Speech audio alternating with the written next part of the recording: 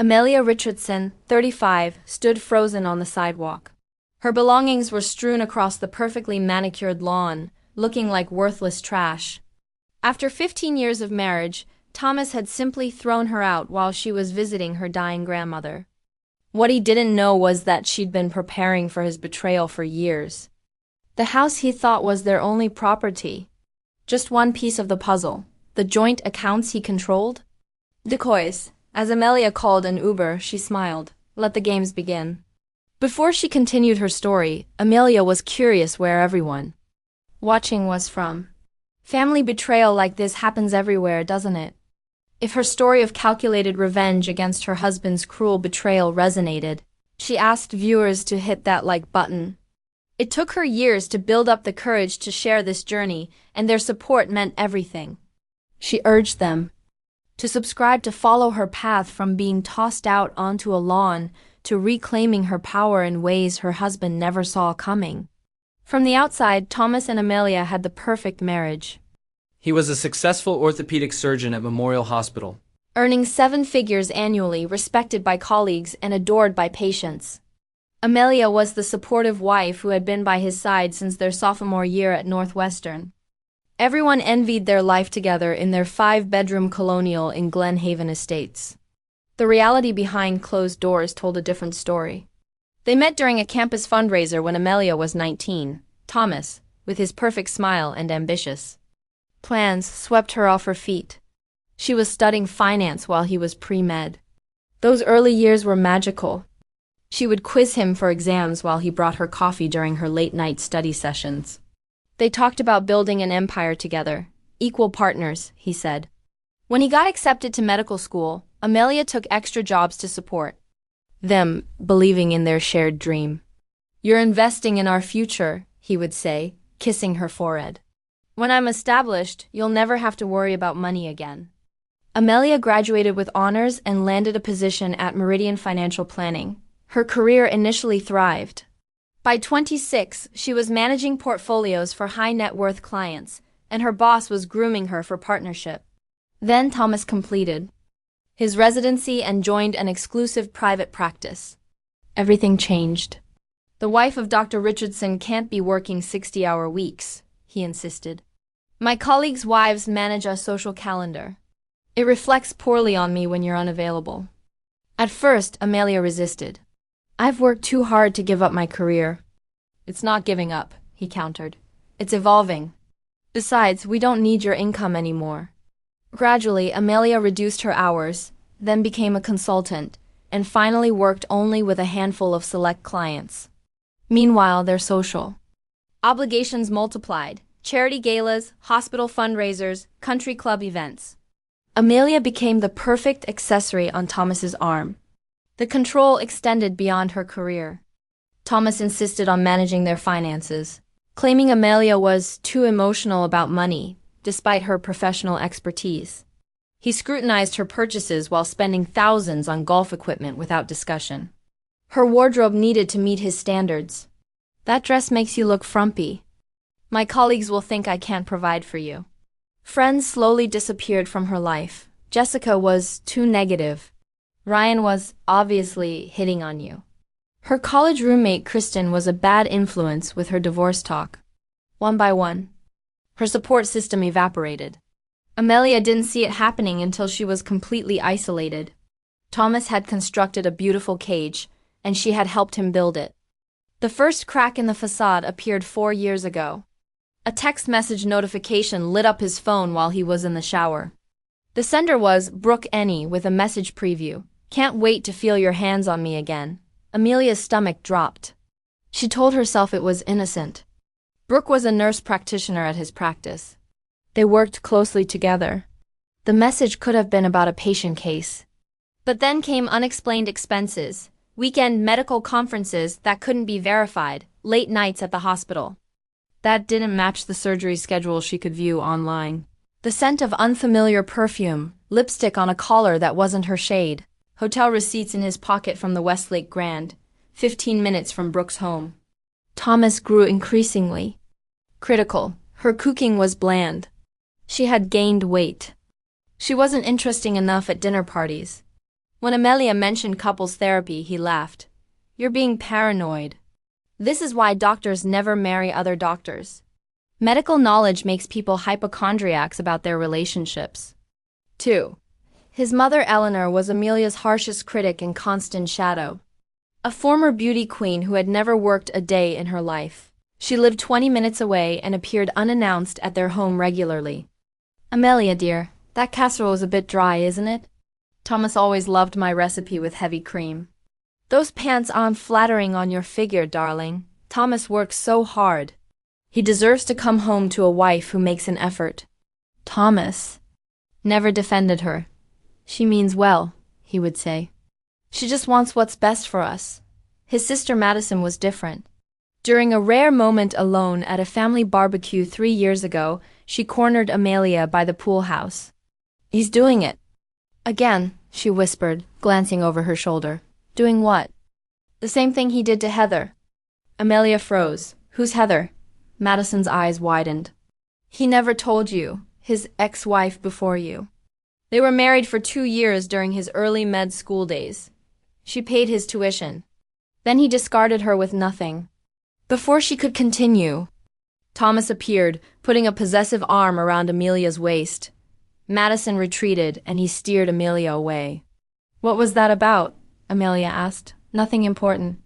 Madison always tries to stir up drama. That night, Amelia lay awake beside him, studying his sleeping face. Who had she really married, and what was he capable of? Despite these doubts, they maintained their perfect image. At the Glen Haven Country Club, they were the golden couple. At hospital functions, doctors' wives sought Amelia's advice on decorators and caterers. At community events, they donated generously and posed for photos. Behind her smile, Amelia was cataloging evidence and calculating risks. Something in Thomas's demeanor had shifted. He was securing his position and assets. Amelia discovered a prenuptial agreement she'd signed had been modified with a postnuptial agreement. During a flurry of documents he had her sign when they refinanced their house. Her suspicions grew when he began suggesting she didn't need her own financial accounts. Why not consolidate everything? It's more efficient. Amelia smiled and nodded, playing the role of trusting wife while silently recognizing the trap being set. Thomas was preparing to leave her with nothing, and he thought she was too naive to see it coming. The definitive moment that transformed suspicion into action came 3 years ago. While reviewing their tax returns, Thomas always had her sign. Without reading, Amelia noticed discrepancies. Significant income was missing, and there were deductions for property taxes on addresses she didn't recognize. Just investment properties through my medical corporation, he explained dismissively. The accountant handles all that. Nothing for you to worry about, but Amelia did worry.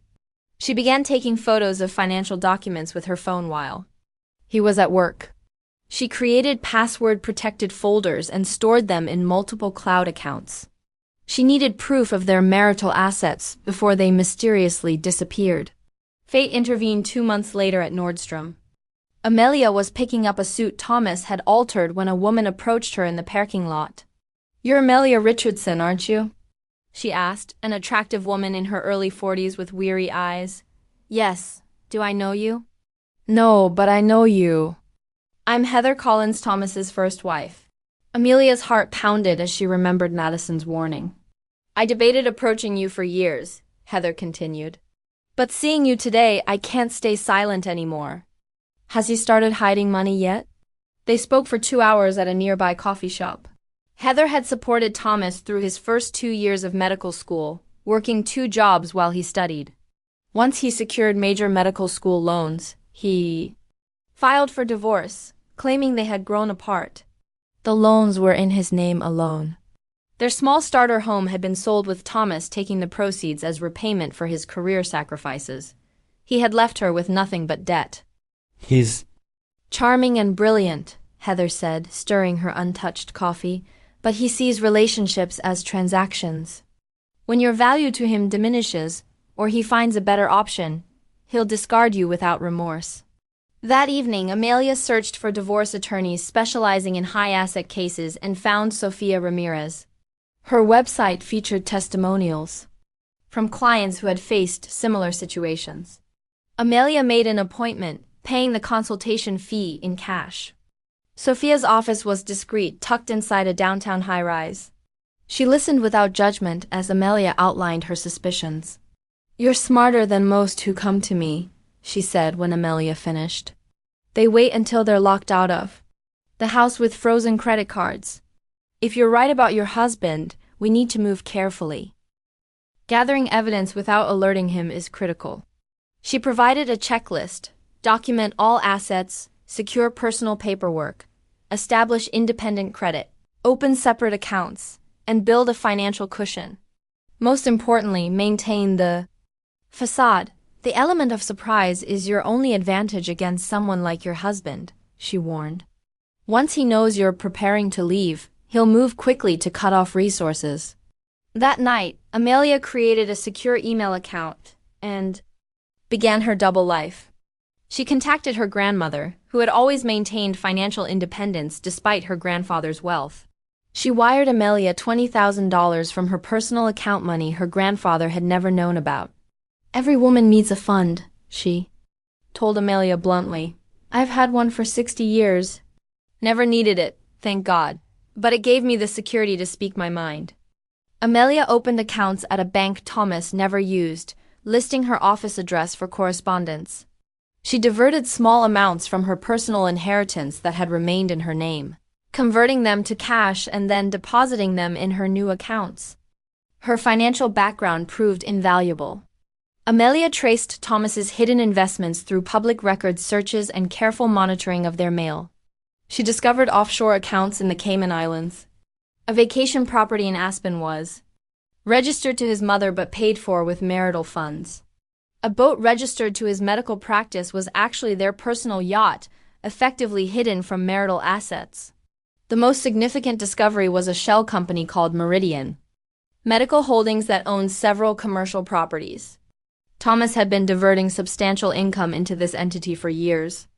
According to their tax returns, this company didn't exist. 14 months into her investigation, Amelia had mapped an impressive network of hidden assets totaling over $12 million, money she had legal claim to as a spouse in their equitable distribution state. The next phase required more boldness. Using an anonymous LLC called Contingency Property Investments, Amelia purchased a beautiful craftsman-style home in Lakewood, 30 minutes from their primary residence. The 4-bedroom house sat on a wooded lot with a stream running through the backyard, exactly the type of home she had always wanted, but Thomas had dismissed as too rustic. She furnished it slowly, claiming to donate old furniture to charity when actually moving it to her secret house. She installed a state-of-the-art security system. She planted a garden. She created a home office. She built the life Thomas had prevented her from having. To explain her frequent absences, Amelia told Thomas she was volunteering at a women's financial literacy program. He approved, seeing it as another social credential. "Good for appearances," he noted, never asking for details. Amelia befriended her new neighbors under the guise of being the property manager for an out-of-state owner. Leslie and Mark Jackson next door invited her to neighborhood barbecues. Grace Peterson across the street shared gardening tips. They became the authentic community she'd been missing. Professionally, Amelia was rebuilding too. She maintained a small client base from her former firm, working remotely without Thomas's knowledge. She rebranded as an independent financial consultant specializing in women's financial independence. The irony wasn't lost on her. Living this double life took an emotional toll. Some nights Amelia lay beside Thomas, wondering if she had manufactured problems in an otherwise successful marriage. Then he would make a cutting remark, or she would discover another financial deception, and her resolve would strengthen. She documented everything meticulously. Sophia reviewed her evidence monthly, helping her build what she called an airtight case. "When do we file?" Amelia asked during their third meeting. "We don't," Sophia replied. "We wait for him to make the first move. Let him think it's his idea. Let him believe you're unprepared. The temporary satisfaction of filing first isn't worth the strategic advantage of catching him off guard." So Amelia waited, maintaining her role as the perfect doctor's wife, while secretly preparing for the inevitable betrayal. She wasn't just building a financial escape plan. She was creating an entirely new life that Thomas knew nothing about. The call came on a rainy Tuesday evening in April. Thomas was attending a medical conference in Chicago, which Amelia knew was actually a weekend with Brooke at the Four Seasons based on the credit card alerts she still received. She was alone when the hospice nurse called about her grandmother Diana. "The doctors give her 2 to 3 weeks, the nurse explained gently. "She's asking for you." Diana Harrison had raised Amelia after her parents died in a car accident. When she was 12, she was more mother than grandmother, and the thought of her dying alone was unbearable. When Thomas returned, tanned despite the supposed conference being indoors, Amelia told him about Diana's condition. "I need to go to her today," he frowned, checking his calendar on his phone. "We have the hospital gala next weekend. The chief of surgery specifically asked about you." "My grandmother is dying, Thomas." "Hospitals are depressing places, Amelia. She probably won't even know you're there. Just send flowers and money for the nurses to give her extra attention." Amelia stared at him, seeing with perfect clarity the man she had married. "I'm going. I'll be back for the gala if possible." His jaw tightened.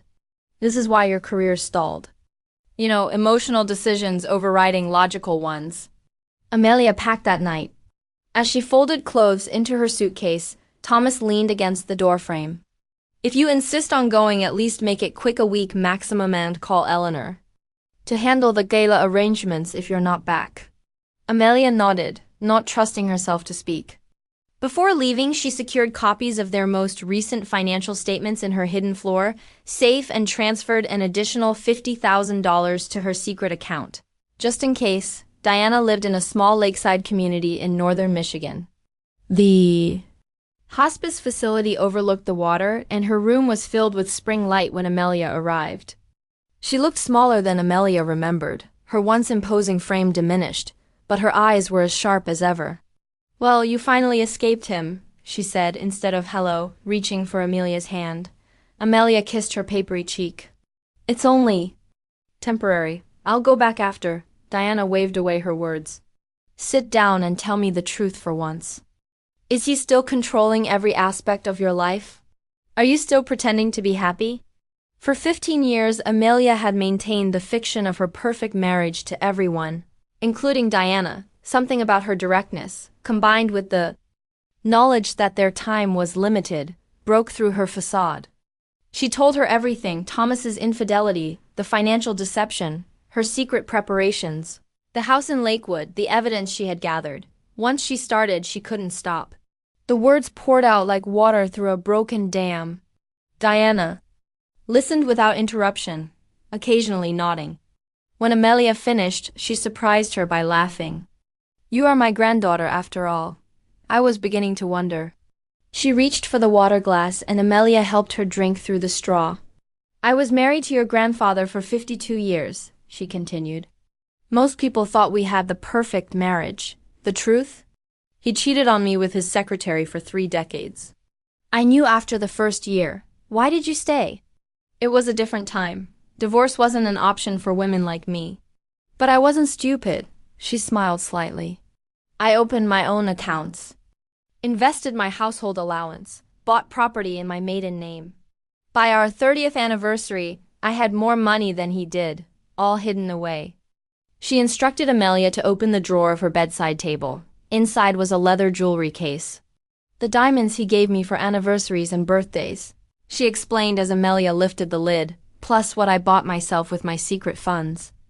Have them appraised when you get home. They're worth millions. I've already changed my will to bypass the trust your grandfather established. Everything comes directly to you." Amelia stared at the glittering collection. "I can't take these." "You can, and you will. Consider it your grandmother's contribution to your fund." Her language had grown more colorful as her condition worsened. "But Amelia, listen to me. The money, the house, the evidence, they're just tools. The strength to walk away, that has to come from inside you." Over the next 2 weeks, as Diana's condition deteriorated, they had the conversations they should have had years earlier. She told Amelia about her own regrets. I was financially independent but emotionally imprisoned, she admitted. I stayed too long out of pride and appearances. I should have left and found real happiness. She made Amelia promise to look through a trunk in her attic before she left. There are journals, read them. Learn from my mistakes. The journals revealed a brilliant woman who had sublimated her own dreams to support Amelia's grandfather's career and ego. Despite her secret financial empire, she had lived a life of emotional compromise. In her final days, Diana drifted in and out of lucidity. During one clear moment, she gripped Amelia's hand with surprising strength. Sometimes the strongest thing is walking away, she whispered. Don't wait until it's too late to live your real life. She died peacefully 3 days later with Amelia holding her hand.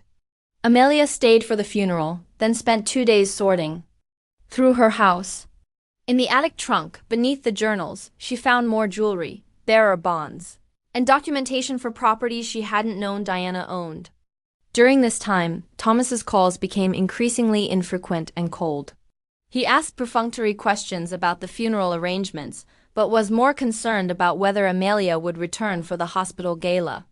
Eleanor has stepped in, but it's not the same, he complained. Dr. Winters specifically mentioned your absence. On her final day in Michigan, Amelia couldn't reach Thomas at all. His phone went straight to voicemail and he didn't respond to texts. Uneasy, she called their neighbor Rachel under the pretense of checking on a package delivery. Oh, everything seems fine over there, she said hesitantly. There's been a black Range Rover in the driveway for the past couple days. I assumed you knew. An hour later, Rachel texted a photo of the vehicle with a caption, just FYI. Didn't want to say on the phone but thought you should know. Amelia recognized the car immediately. It belonged to Brooke. Amelia booked a flight home for the following morning, a day earlier than planned. During the journey, a strange calm settled over her. For 3 years she had been preparing for this moment. Now it had arrived, and instead of fear or anger, she felt only readiness. The taxi dropped her at the end of their circular driveway. From a distance, everything looked normal. Then she saw it. Piles of clothing, books, and personal items scattered across their immaculate lawn. Her belongings tossed out like garbage. The locks had been changed. Amelia stood motionless, staring at the surreal scene before her. Her clothes were trampled into the manicured grass. Books she'd collected over decades lay splayed open, pages fluttering in the breeze. Photo albums. Their contents partially spilled, revealed glimpses of happier times now tarnished by betrayal. Even her grandmother's antique clock, a wedding gift, had been carelessly tossed aside, its glass face shattered. As Amelia took a step forward, the front door opened. Thomas emerged, his arm around a slender blonde woman Amelia recognized immediately. Brooke, his nurse practitioner. She was wearing Amelia's favorite silk robe. Ah, you're back, Thomas said, his tone casual, as if commenting on the weather. Your timing is inconvenient as usual. Amelia found her voice. What is this? This, he gestured broadly at the lawn, is the natural conclusion to our arrangement. You abandoned your responsibilities when I needed you most. I've simply expedited the inevitable. Brooke at least had the decency to look uncomfortable, tugging at the robe's belt. I was burying my grandmother, Amelia said quietly. Thomas shrugged. And I've been busy too. The divorce papers are somewhere in that pile. Consider yourself served. He smiled, the same charming smile that had once made her heart race. Don't worry about the postnuptial agreement. My lawyer assures me it's ironclad. You'll get your clothing allowance for the year, which should be sufficient until you find alternative arrangements. From behind them, a third figure appeared. Eleanor, Thomas's mother. She surveyed the scene with undisguised satisfaction. I always told Thomas you weren't suitable, she said, her perfectly lined lips barely moving. A woman who abandons her husband for nearly 3 weeks has no right to call herself a wife. Amelia noticed movement behind curtains in neighboring houses. Their community of doctors, lawyers, and executives thrived on scandal as long as it happened to someone else. Now she was providing their entertainment. I'll need my passport and birth certificate, Amelia said calmly. Also the blue jewelry. Box for my grandmother, Thomas laughed. Already claimed as marital property for appraisal. After all, anything acquired during our marriage is subject to division, though in your case, division means 0. He checked his watch. You have 30 minutes to collect what you can before I call the police to report trespassing. Amelia maintained her composure, though her hands trembled slightly as she began gathering essential documents from the scattered piles. Years of planning had prepared her for this moment, but the public humiliation still stung. As she sorted through her belongings, Thomas watched from the porch, occasionally whispering to Brooke or accepting a drink from his mother. They were enjoying the spectacle, the powerful doctor dispensing justice to his ungrateful wife. Amelia Found the divorce papers wedged inside her favorite novel. The filing date was 4 days ago, while she was attending her grandmother's funeral. She folded them neatly into her purse without reading further.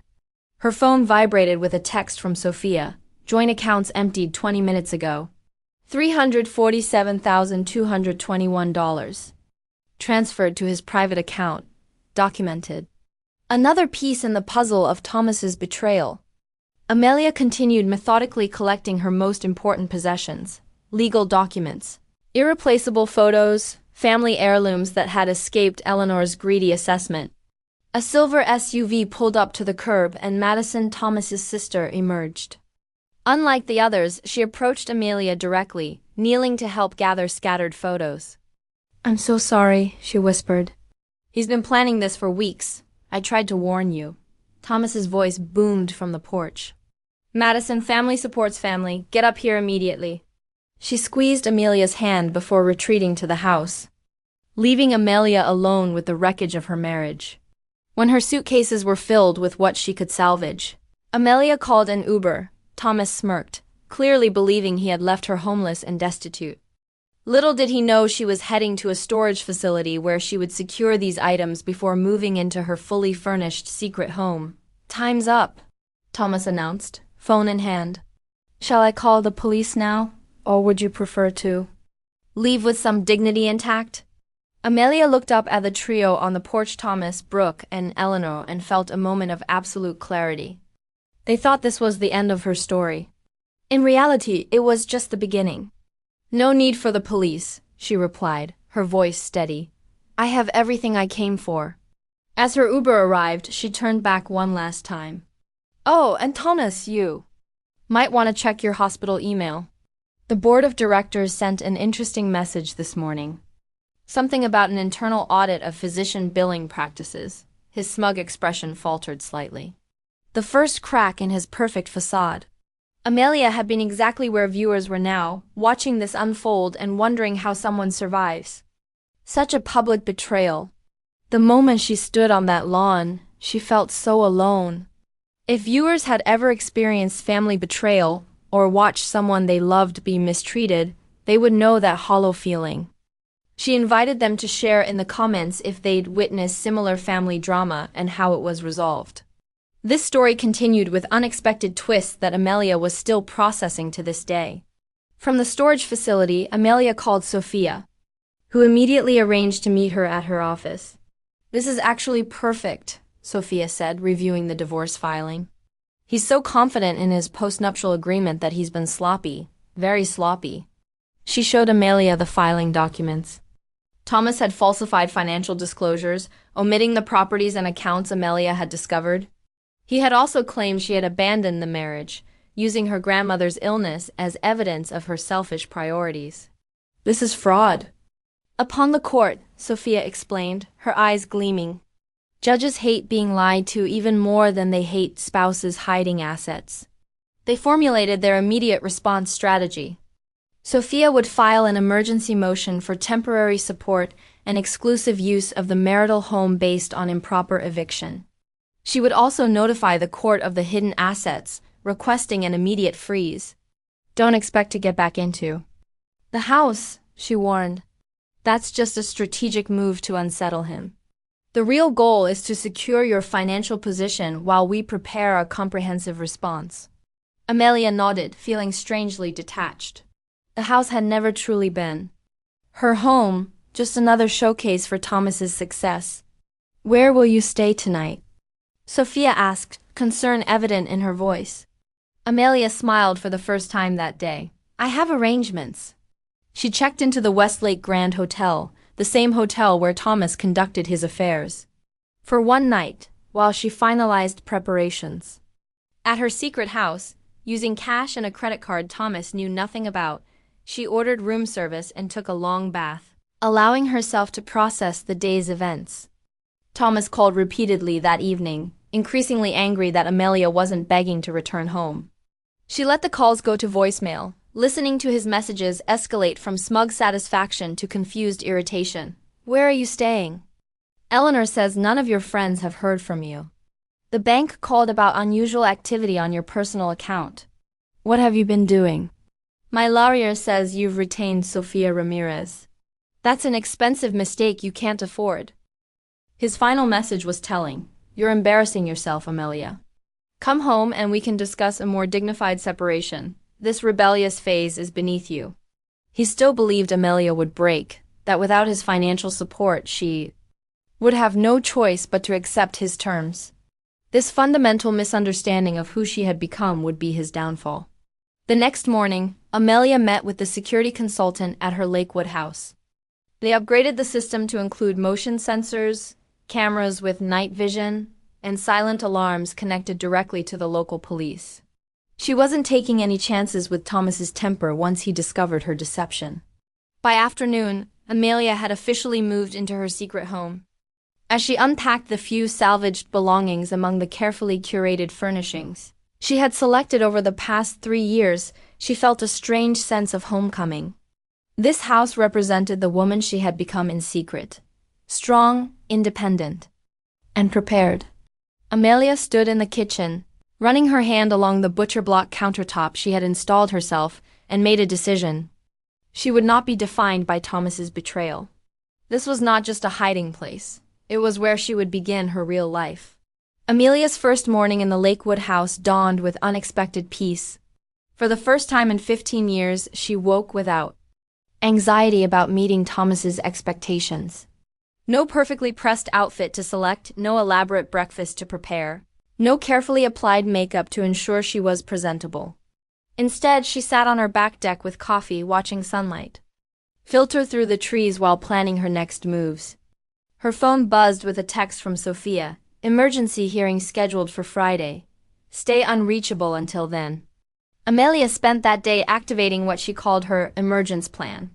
She officially launched Richardson Financial Solutions, the consulting business she had been building quietly for years. Her website went live, featuring her credentials and specialized services for women seeking financial independence. She activated professional social media accounts that had been created months earlier but kept private until now. Within hours, former colleagues were sharing her announcement, and 3 potential clients had reached out for consultations. The foundation she had laid in secret was already bearing fruit. Meanwhile, Thomas was unraveling. Her neighbor Rachel texted that police had visited their Glen Haven house responding to a domestic disturbance call.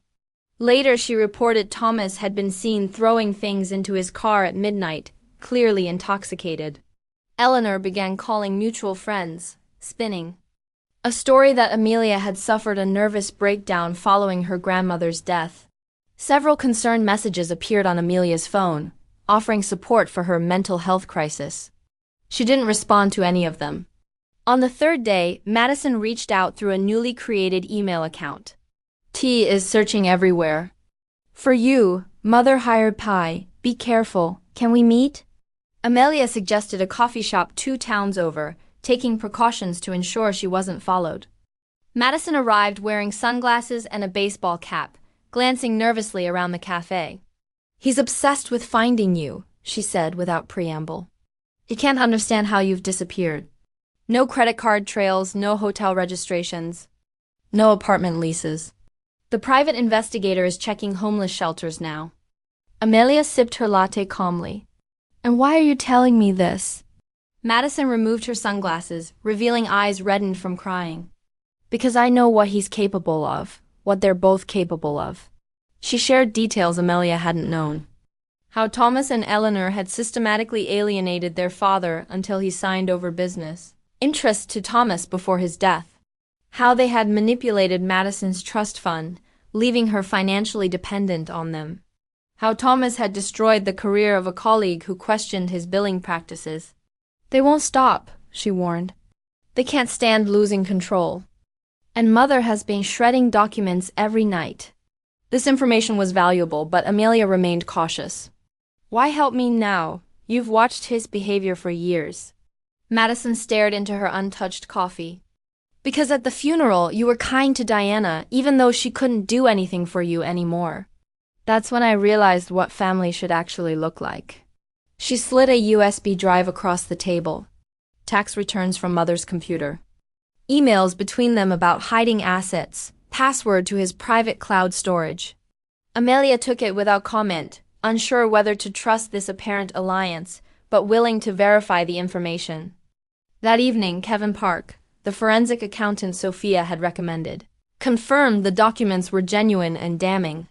Thomas had been systematically committing insurance fraud, billing for procedures never performed, and upcoding routine visits.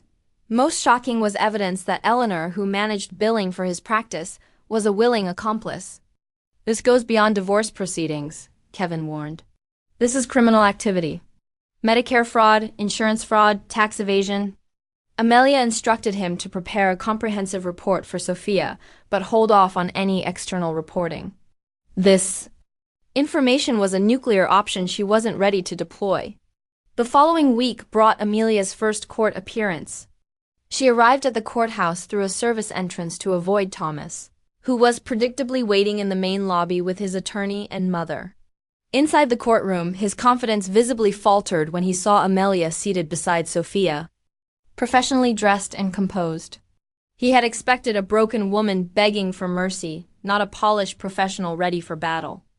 Judge Harriet Coleman, known for her no-nonsense approach to high-asset divorces, reviewed their emergency motions with narrowed eyes. "Dr. Richardson," she addressed Thomas directly, "these financial disclosures appear incomplete compared to evidence presented by Mrs. Richardson's counsel. Care to explain the discrepancies?" Thomas's attorney, Walter Simmons, intervened smoothly. "Your Honor, my client maintains these are premarital assets mistakenly identified as marital property." Judge Coleman turned to Amelia.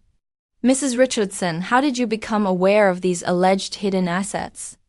Sophia answered for her. "Through Mrs. Richardson's professional work in financial planning, Your Honor. She documented these discoveries contemporaneously over several years, anticipating her husband's attempt to conceal marital property. The judge ordered an immediate freeze on all disputed assets and appointed a special master to conduct a forensic accounting. She also granted Amelia temporary support despite Thomas's protests about the postnuptial agreement.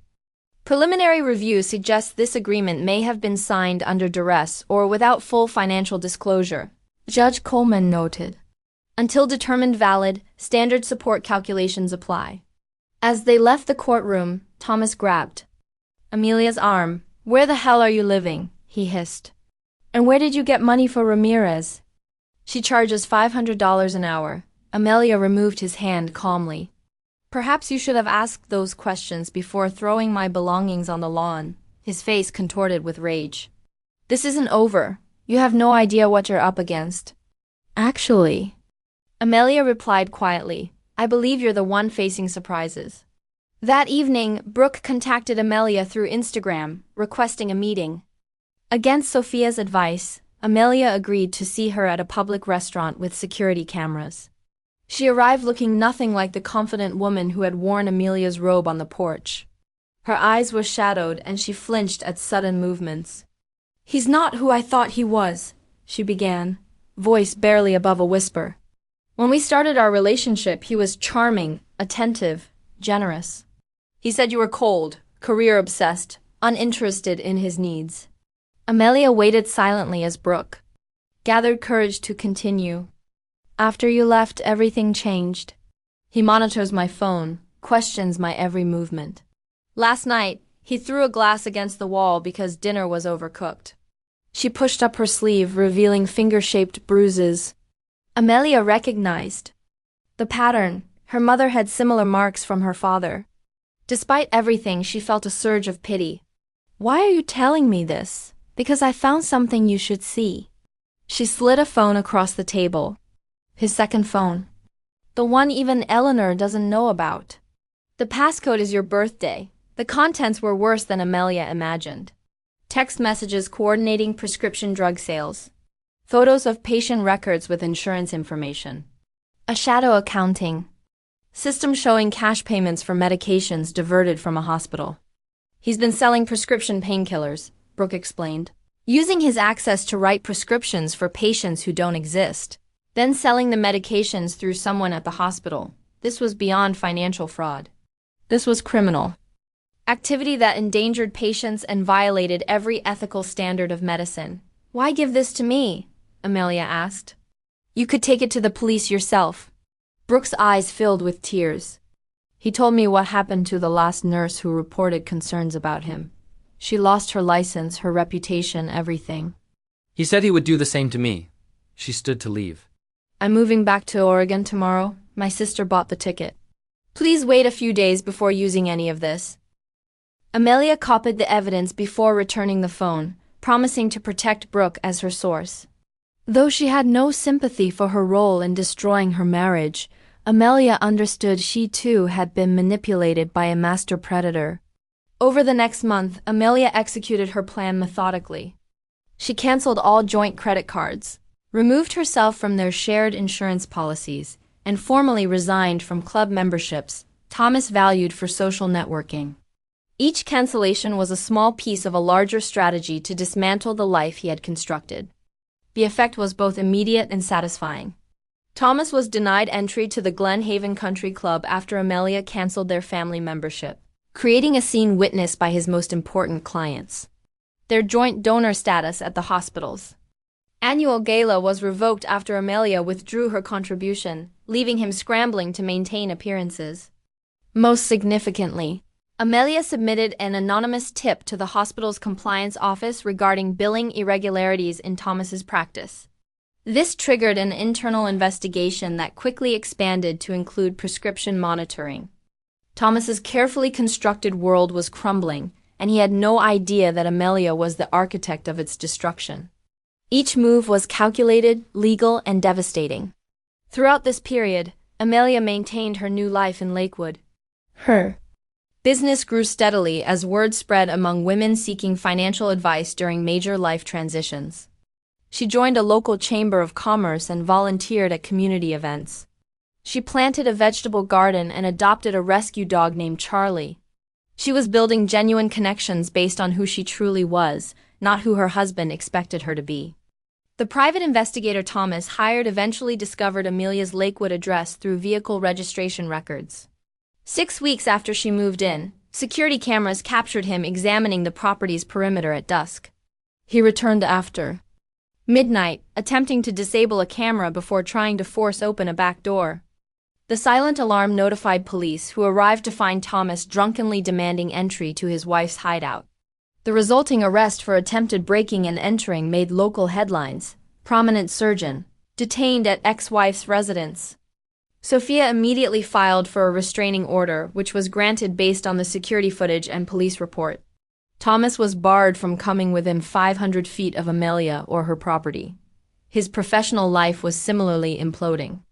The hospital placed him on administrative leave pending the investigation into billing practices. Several patients transferred to other providers after news reports raised questions about his conduct. In a desperate counter-move, Thomas filed an emergency motion claiming Amelia had stolen confidential medical information and was conducting a smear campaign to damage his reputation. The judge dismissed his motion, noting dryly that anonymous compliance tips were protected by whistleblower statutes, regardless of their source. Eleanor, perhaps sensing the shifting tide, attempted a different approach. She appeared unannounced in Amelia's new office in downtown Lakewood, dressed immaculately and bearing what appeared to be an olive branch. "This has gotten out of hand," she began, setting her designer purse on Amelia's desk without invitation. "Thomas is under tremendous stress. His blood pressure is concerning." Perhaps we can reach an amicable solution. Amelia gestured to a chair. I'm listening. A quick, quiet divorce. Equal division of known assets. You drop all further claims and investigations. Thomas maintains his practice and reputation. Amelia smiled politely. And why would I agree to that when evidence suggests substantial hidden assets and potential criminal activity? Eleanor's composed facade cracked slightly. Those are serious accusations without merit. Be careful about making defamatory statements. I have documentation regarding Meridian Medical Holdings, Amelia replied calmly. The offshore accounts, the Aspen property purchased with diverted patient payments. Your role in managing these transactions. Eleanor's face paled. You're bluffing. Amelia opened her desk drawer and removed a thick folder. Financial records tend to leave trails, Eleanor, especially when someone has been documenting them for years. Eleanor stood abruptly. You'll regret this approach. Family protects family. Yes, Amelia agreed. That's exactly what Madison finally understood. The mention of her daughter's betrayal hit home. Eleanor gathered her purse with trembling hands. You've turned my own daughter against me with your lies. Madison made her own choices after seeing the truth, just as I did. As she reached the door, Amelia added, the investigators will likely want to speak with you about the billing records soon. I suggest consulting your own attorney rather than sharing Thomas's. 2 days later, Madison called to report that Eleanor had suffered what appeared to be a panic attack and was hospitalized briefly. Thomas blamed Amelia directly, leaving threatening voicemails that Sophia promptly forwarded to the district attorney as violations of the restraining order. He's self-destructing, Sophia observed during their weekly strategy meeting. This is when he's most dangerous. Stay vigilant. She was right. Despite his mounting legal troubles, Thomas seemed fixated on punishing Amelia rather than salvaging his career and freedom. When financial pressure failed to break her, he resorted to attacking her reputation. Former friends reported he was spreading rumors about mental instability, drug use, even infidelity on Amelia's part. She maintained her silence, focusing instead on building her new life and business. The contrast between his increasingly erratic behavior and her calm professionalism spoke volumes to those watching the divorce unfold. 6 months after finding her belongings on the lawn, Amelia had achieved what once seemed impossible: complete independence from Thomas and the life he had constructed around them. Her business was thriving. Her home was secure, and the divorce proceedings were advancing in her favor. The trap she had set so carefully was closing, and Thomas had walked into it willingly, blind to the possibility that the wife he had underestimated for 15 years had outmaneuvered him at every turn. The discovery hearing was scheduled for a Wednesday morning in October. Sophia and Amelia arrived early, reviewing their strategy one final time before Thomas and his legal team entered the courtroom. Remember, Sophia whispered, let him underestimate you. His arrogance is our advantage. Thomas appeared noticeably diminished since their last court appearance. His designer suit hung loosely on his frame, and dark circles shadowed his eyes. He was accompanied by a new attorney. Walter Simmons had withdrawn from the case, citing professional differences with his client. Judge Coleman called the hearing to order, addressing the preliminary findings of the forensic accountant appointed by the court. The special master's report indicates significant discrepancies between Dr. Richardson's financial disclosures and documented assets, she noted, reviewing the report. Particularly troubling are offshore accounts established during the marriage but omitted from disclosure forms. Thomas's new attorney, Jeffrey Barnes, attempted to minimize these findings. Your Honor, these accounts were established as part of my client's medical corporation's asset protection strategy. Mrs. Richardson was aware of this standard practice. Amelia maintained a neutral expression as Sophia responded. Mrs. Richardson has provided contemporaneous documentation proving she discovered these accounts through her own investigation, contrary to counsel's assertion. Furthermore, the accounts contain commingled funds from clearly marital sources. The judge turned to Thomas. Dr. Richardson, did you disclose these accounts during the execution of the postnuptial agreement your attorney has presented as binding? Thomas shifted uncomfortably. I believe my financial disclosures were comprehensive at that time. That's not what I asked. Judge Coleman said sharply. Did you specifically disclose the Cayman accounts and the Aspen property held in your mother's name? Those were established after the agreement was signed. Yet you used marital funds to establish them, according to bank transfers documented by the special master. The judge removed her glasses. I'm ruling the postnuptial agreement invalid due to material non-disclosure of assets. Standard equitable. Distribution will apply to all marital assets, including those discovered during investigation, but not initially disclosed. Thomas's face flushed with anger as the judge continued. Additionally, I'm deeply concerned about evidence suggesting documents were backdated to appear as premarital assets. Mr. Barnes, please advise your client about potential perjury charges for submitting falsified documentation to this court. This was the first major victory in their legal battle, but Amelia knew Thomas wouldn't surrender easily. As they left the courtroom, he approached despite the restraining order, his voice low and menacing. You think you've won? I built everything we had. You were nothing before me, and you'll be nothing when this is over. Sophia stepped between them. Back away, Dr. Richardson. You're violating a court order. Tell your client to drop this vindictive crusade, he snarled, or I'll make sure she regrets every minute of it. Court officers intervened, escorting Thomas away while Sophia documented the interaction for another restraining order violation. That evening, Amelia received an unexpected visitor at her Lakewood home. Madison arrived looking agitated, glancing repeatedly over her shoulder as she hurried to Amelia's door. He knows about the evidence you've gathered, she blurted once inside. Not just the financial stuff, the prescription fraud, the billing schemes, all of it. He and Mother are destroying records. They've wiped computers, shredded documents. Thomas said he'd solve the Amelia problem permanently if the medical board investigation proceeds. Her hands trembled as she accepted the tea Amelia offered. I've never seen him like this. He's unraveling. Mother, too. They're talking about liquidating everything and leaving the country. Amelia contacted Sophia immediately, who advised accelerating their timeline. We need to get this evidence, too. The authorities now, she said. The threat changes everything. The next morning, Sophia and Amelia met with Assistant District Attorney James Chun, presenting their complete documentation of Thomas's financial crimes, insurance fraud, and prescription drug scheme.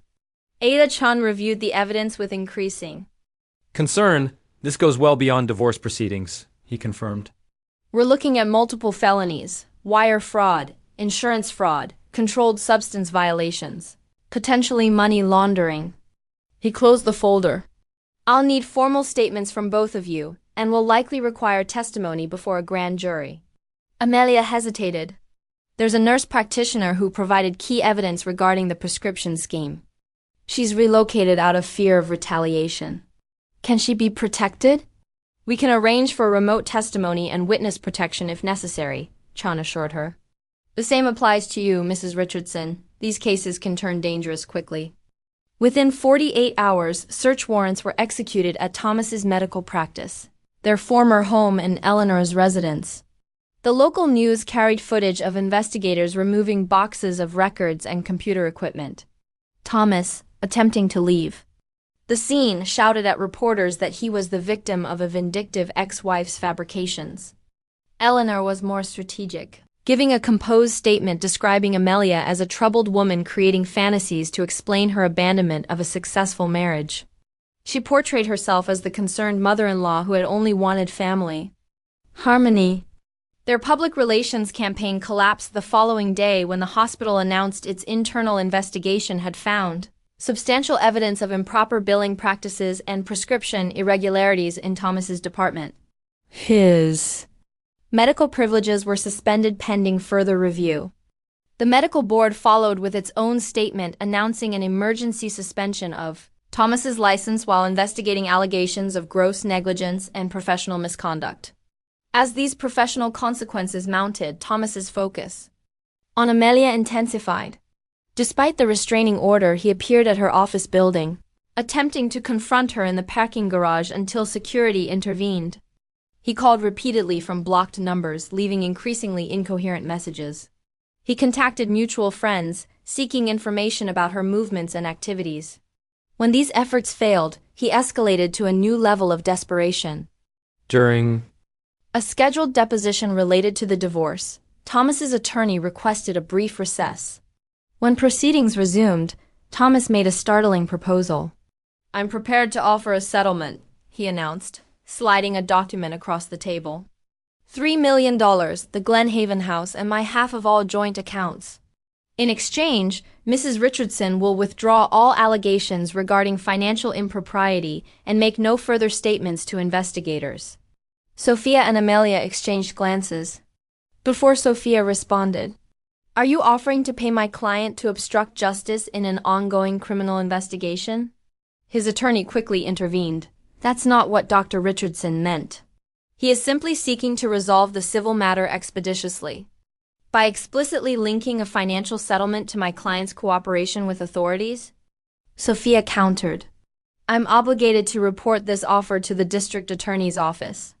Thomas slammed his fist on the table. "You've destroyed everything I built. 15 years of marriage, and this is how you repay my generosity? I made you who you are." In that moment, Amelia finally spoke directly to the man who had controlled her life for 15 years. "No, Thomas, you tried to erase who I was. The woman you married, the one with dreams, ambitions, and integrity. You nearly succeeded." She gathered her papers calmly. "I don't want your money. I want justice for myself, and for everyone else you've harmed through your arrogance and greed." The settlement offer, as Sophia predicted, only strengthened the criminal case against Thomas. The district attorney interpreted it as consciousness of guilt and potential witness tampering. A grand jury was convened, and indictments followed.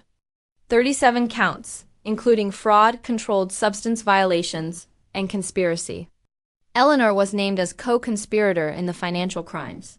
The evidence Madison had provided proved crucial, documenting Eleanor's active role in concealing assets and falsifying records. She faced her own charges of conspiracy and accessory. After the fact, the arrest made national news. "Prominent surgeon and mother charged in massive fraud scheme," read the headlines. Photos showed Thomas and Eleanor being led from their homes in handcuffs, their expressions a mixture of shock and fury. Madison, though devastated by her family's public disgrace, stood by her decision to cooperate with authorities. "They taught me that loyalty means protecting family secrets at any cost," she told Amelia during a quiet dinner at her home. "I finally realized true loyalty means standing for truth, even when it hurts." Thomas and Eleanor were released on bail with electronic monitoring and surrender of their passports. Their assets were frozen pending trial, leaving them dependent on loans from increasingly distant friends for legal representation. The criminal proceedings overshadowed their divorce case, which Judge Coleman expedited given the circumstances. The final settlement reflected the full accounting of marital assets, including those Thomas had attempted to hide. Beyond financial considerations, the court acknowledged the emotional and career damage Amelia had suffered during the marriage. The systematic undermining of Mrs. Richardson's professional opportunities and personal autonomy constitutes a form of economic abuse, Judge Coleman noted in her ruling. This court considers such factors when determining equitable distribution in cases where one spouse has demonstrably suppressed the other's earning capacity and independence. As the criminal case progressed, former patients and colleagues came forward with additional allegations against Thomas. Stories emerged of bullying, sexual harassment, and medical negligence covered up through intimidation. The prestigious practice he had built was revealed as a toxic environment ruled by fear and manipulation. Thomas, watching his reputation crumble along with his freedom, made one final desperate attempt to regain control. Despite the restraining order and bail conditions prohibiting contact, he appeared at Amelia's home at 3 a.m, triggering security alarms and camera recordings. Police arrived to find him attempting to disable the security system, clearly intoxicated and carrying what they described as burglary tools. The violation of both bail conditions and the restraining order resulted in his bail being revoked. He was held in custody pending trial. Eleanor, suddenly facing the consequences of her actions without Thomas's protection, suffered what her attorneys described as a stress-induced cardiac event. Though not life-threatening, It delayed court proceedings and garnered her some public sympathy until records emerged showing she had exaggerated symptoms to avoid court appearances in the past. As Thomas awaited trial in county jail in Eleanor, recovered under house arrest, Amelia found herself at the center of unexpected public attention. Women's groups contacted her about speaking on financial abuse. Legal organizations requested presentations on documenting hidden assets. Financial publications sought interviews about protecting oneself within marriage. The story of how a controlled, isolated wife had methodically gathered evidence and built an escape plan while maintaining a perfect facade resonated widely. Amelia agreed to selected speaking engagements, hoping her experience might help others recognize warning signs she had missed for too long. Through it all, Amelia maintained the privacy of her daily life in Lakewood. Her home remained her sanctuary.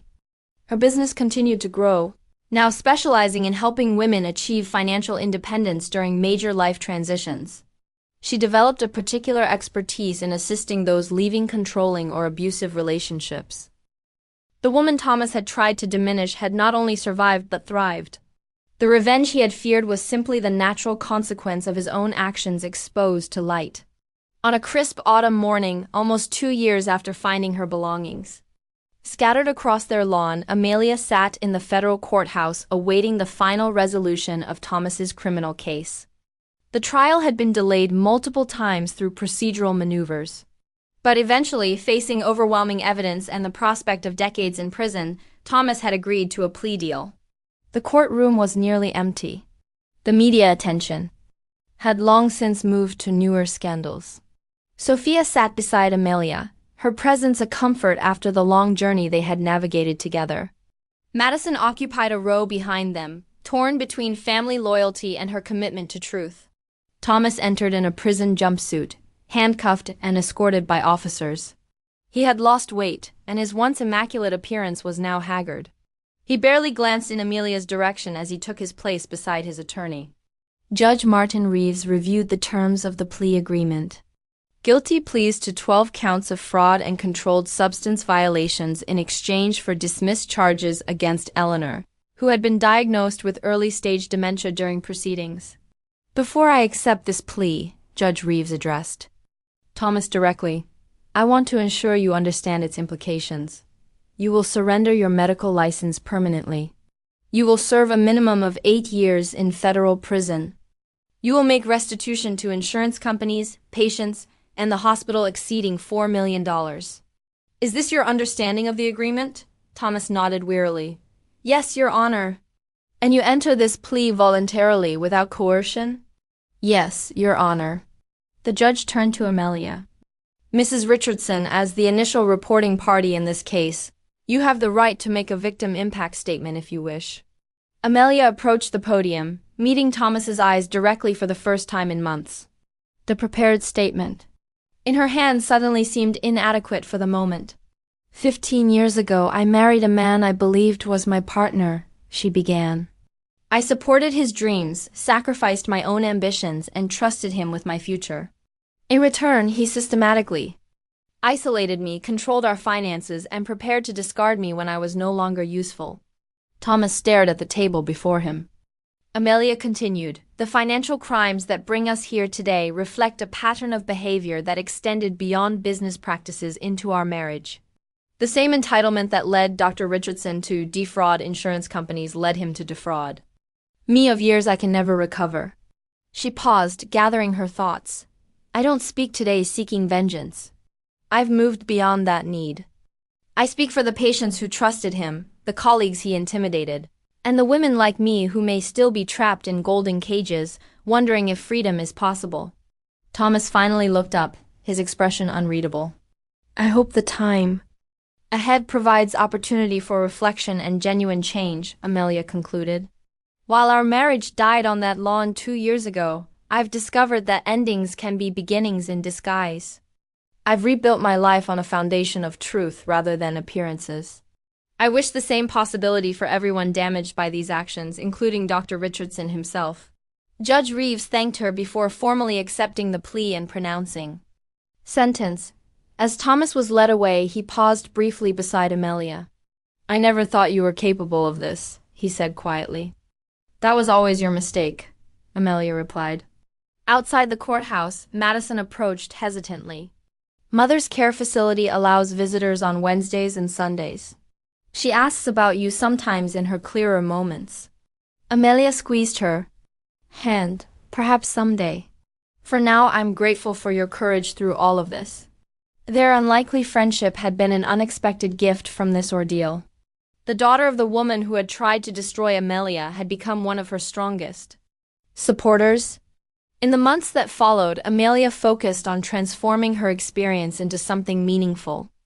With part of her divorce settlement, she established the Diana Harrison Foundation, named for her grandmother, providing resources for women trapped in financially controlling relationships. The foundation offered emergency grants, legal assistance, and financial literacy education. They developed specific programs for women married to high-earning professionals, addressing the unique challenges of escaping what appeared to be privileged lives. Her secret house in Lakewood became her permanent home. No longer a hiding place, but a true reflection of her tastes and priorities. She expanded the garden, adding a memorial section with her grandmother's favorite roses and a small plaque bearing her wisdom. Sometimes the strongest thing is walking away. Professional success followed as well. Richardson Financial Solutions grew to include 3 additional advisors specializing in divorce financial planning. Amelia authored a book on financial autonomy within marriage that became required reading in several university courses on domestic abuse.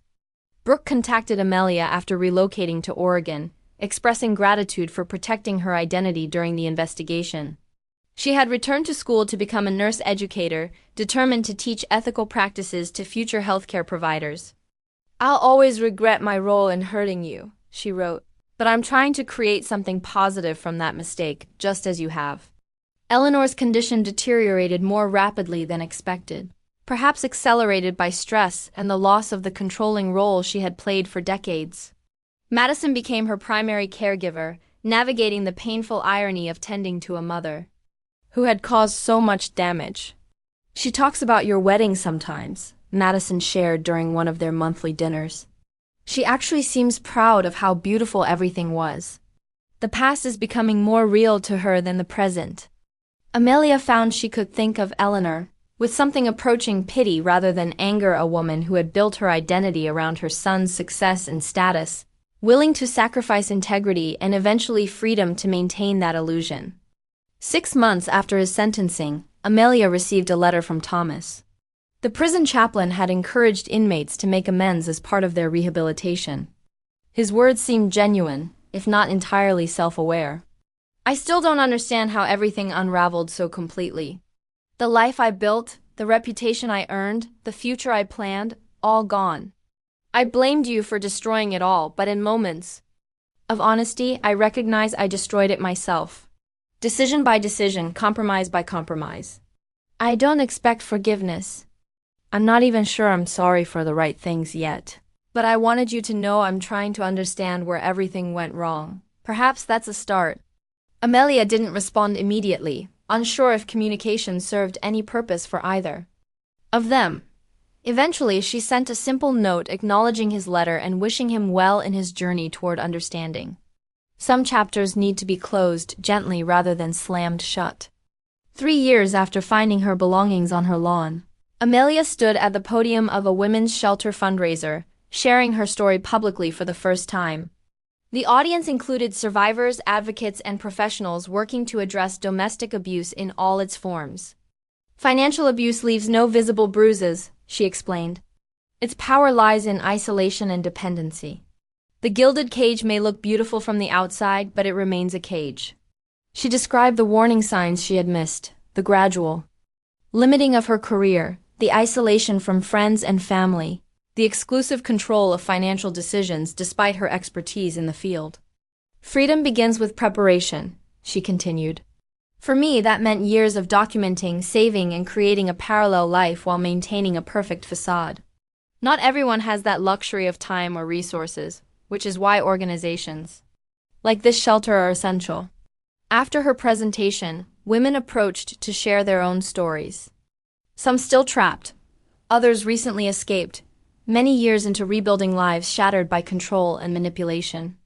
A young woman clutching a worn notebook waited until the others had departed. "I've been documenting everything for 8 months," she whispered. "My husband doesn't know I've created an escape fund. Hearing your story makes me believe I can actually leave." In that moment, Amelia recognized the full circle of her journey, from the controlled doctor's wife to a woman helping others find their own paths to freedom. The revenge Thomas had feared wasn't the public exposure of his crimes or the loss of his medical license. It was simply her reclamation of the woman she was always meant to be. Her grandmother Diana had shown her that financial independence was the foundation of personal autonomy. Through her lessons and her legacy, Amelia had found the strength to walk away and rebuild. Now she was passing that wisdom forward, creating a network of support for women still finding their way out of beautiful prisons. Each time Amelia returned to her Lakewood home, the house she had prepared in secret and now enjoyed in freedom, she felt profound gratitude. The sprawling garden, the home office where she advised clients, the quiet reading nook overlooking the stream, all represented choices made for herself rather than to maintain appearances or please others. The perfect doctor's wife had disappeared, replaced by a woman comfortable with imperfection and authenticity. The facade had cracked, then shattered completely, revealing something far more valuable than the polished image Thomas had demanded. On the 5th anniversary of her grandmother's death, Amelia visited her grave with fresh flowers and news of the foundation's achievements. Standing beside the simple headstone, she felt her presence in the wisdom that had guided her through the darkest times. "You were right," she said aloud. "Sometimes the strongest thing is walking away, and sometimes what appears to be an ending is actually the beginning of everything that matters." Amelia shared her story not just to describe what happened, but to connect with others who might see themselves in her experience. Family betrayal leaves wounds that take time to heal, but that healing is possible. She invited viewers to share their thoughts in the comments if her journey resonated with them. What family betrayal have you witnessed or experienced? And how did you find the strength to move forward? Please share, like, and subscribe if you'd like to hear more stories of overcoming family manipulation and finding justice. Your support helps this channel reach others who might be feeling alone in similar situations. Remember, the first step toward reclaiming your power is recognizing when it's been taken from you. Thank you for listening to my story of how I transformed from a controlled wife to a woman helping others find their freedom.